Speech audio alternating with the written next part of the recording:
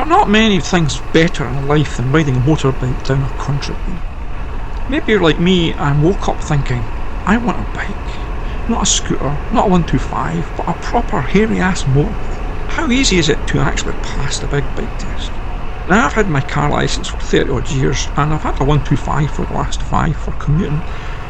So it was that I decided in May this year, I'm going for it. So here are some tips that should help you if you're of the same mindset. Study the highway code. I took a mock test online and got 85%. Great, I thought. Then I looked. Fail. So practice online. There's lots of sites offering free tests, so use them all and do it all the time for 2 weeks before you go. It's not the money, it's the time span, so you don't really want to be resitting.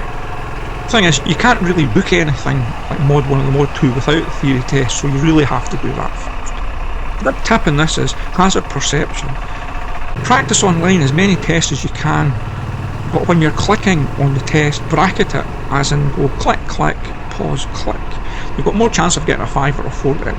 Also, this is a big one that nobody's ever mentioned. The videos now are CGI, which means any signs in the video are very important.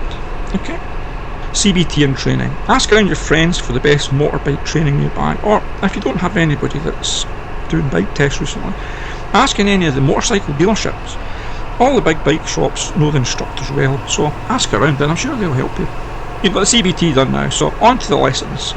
For the direct access, you have to ride a 67 brake horsepower bike. Mine was a Suzuki SV650, which is a great bike to learn on, but a massive jump from a Z125, let me tell you. Lessons are straightforward enough, so then you move on to the Mod 1. I find this tough, as really the first time you touch the bike is actually when you're doing the test. You don't really get a warm-up or anything, so to help you pass this first time, go to Sports Direct and buy 2 sets of orange cones. They're quite light, so you really need the 2 sets as you double cone them. Stop them going about the wind. Go somewhere quiet to practice and set them out 5 paces between the cones, except the last 2, and it's 6 paces for them, the figure 8. And just spend an hour just weaving round the cones. And a big tip here is, at low speed, the bike will want to lean. So to stop this happening, just blip the throttle constantly. Just give it a wee blip. And it does work. It sounds stupid, but it does work. So if you're lucky enough to pass Mod 1, you're on to the Mod 2, which is easy enough really.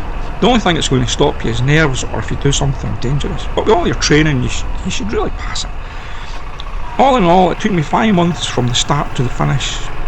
But I did have to reset my Mod 1 because I put my foot down, which set me back around 4 weeks.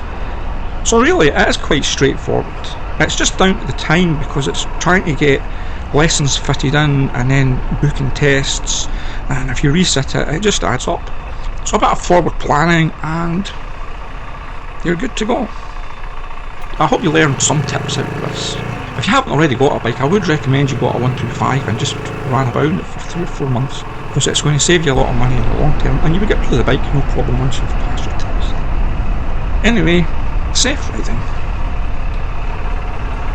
That's me again. I meant to say, if you find this useful, please share it with other people and maybe subscribe to my channel.